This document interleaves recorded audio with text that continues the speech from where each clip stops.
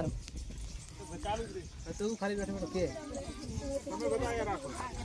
છોકરો આને આપણે માપપટ્ટી કહેવાય. ચણતર કામમાં માપ લેવામાં કામ આવે. આને 1 ઇંચ કહેવાય. જોઈ શકો છો, આ 1 ઇંચ કરો એટલે 1 મીટર થાય. સમજ્યા ને?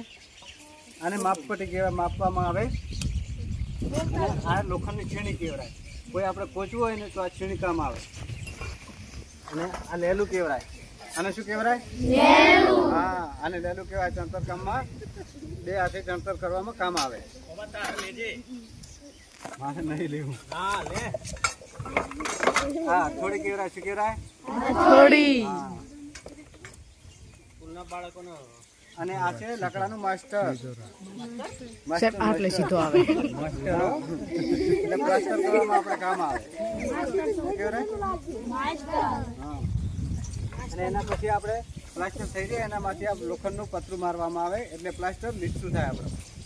સમજ્યા? પછી આને કહેવાય ઓળંબો. શું કહેવાય? ઓળંબો.